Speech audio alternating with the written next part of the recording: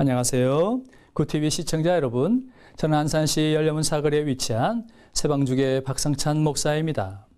가난한 자의 모습으로 오신 예수님이라는 제목으로 함께 은혜 입기를 소망합니다. 성탄절이 되면 예수님이 이 땅에 오신 의미를 다시 생각하게 되지요. 사람의 몸으로 오신 예수님을 기뻐하며 그 영적 의미를 되새김질함으로 그리스도의 삶을 본받아 하나님이 기뻐하시는 아름다운 성도의 삶을 살아갈 수 있기를 소망합니다. 예수님은 여인의 후손으로 오리라 하신 창세기 3장 15절의 말씀대로 처녀 마리아의 몸에 성령으로 잉태되어 이 땅에 오셨습니다. 예수님의 탄생 환경을 살펴보면 참으로 보잘것없는 것이었어요. 작은 마을 베들레헴 어느 사관 마국간에서 나시고 누일 곳이 없어 구유에 누이셨습니다. 사관이란 임시로 밤을 지낼 수 있는 가건물이며 누이신 그곳은 짐승들의 처소요 냄새나는 곳이요 어두운 곳입니다. 본래 예수님은 삼위일체의 하나님이시지요. 하늘의 영광과 존귀로 가득한 분이십니다. 그런데 만왕의 왕이요 만주의 주가 되신 하나님이 사람으로 오실 때 그 어떤 화려함도 영광의 모습도 아닌 가장 낮고 가장 낮은 자의 모습으로 추하고 더러운 곳, 역겨운 냄새가 풍겨나는 곳으로 오셨다는 것을 잊지 않아야 할 줄 믿습니다. 그리스도인이란 예수 그리스도의 모습을 본받아 사는 사람들을 말하지요. 그리스도의 모습으로 살아야 하고 가능하다면 그리스도의 모습으로 죽어야 하는 것이 아니겠습니까? 그런데 우리들의 사는 모습이나 죽는 모습은 너무나 그리스도의 모습과는 먼 것이 되고 있음을 고백하지 않을 수 없습니다. 어느 신학대학원 교수님이 돌아가실 때 남긴 유언이 있었습니다.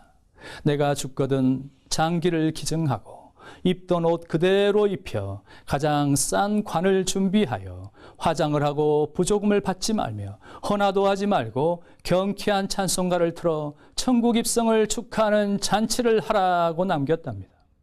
그분이 어떻게 세상에 태어났는지는 모르지만 가는 모습만큼은 참으로 본받아야 할 줄 믿습니다. 지금 우리 사회는 입을 것과 먹을 것이 넘쳐나고 있습니다. 얼마나 많은 집들을 짓는지 가는 곳마다 고층 아파트들이 지어지고 있음을 볼 수 있어요.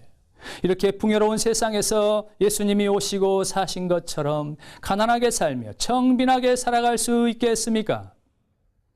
나에게 주어진 모든 것을 주를 위해 복음을 위해 사용하면서 어려운 이웃에게 손을 펴 도움을 주고 이름도 없이 빛도 없이 살다 간 믿음의 선진들처럼 그렇게 살아갈 수 있겠습니까? 예수님은 이 땅에 영광스러운 삶을 살려고 오신 것이 아니라 비참히 죽으러 오셨습니다. 어떤 영광이나 명예나 부와 권세를 얻고 누리기 위해 오신 것이 아니지요. 가난하고 비천한 모습으로 사시고 무참히 버림받고 죽으시기 위해 오신 줄 믿습니다. 그를 믿고 따르는 성도라면 예수님의 모습을 조금이라도 본받아야 되지 않겠습니까?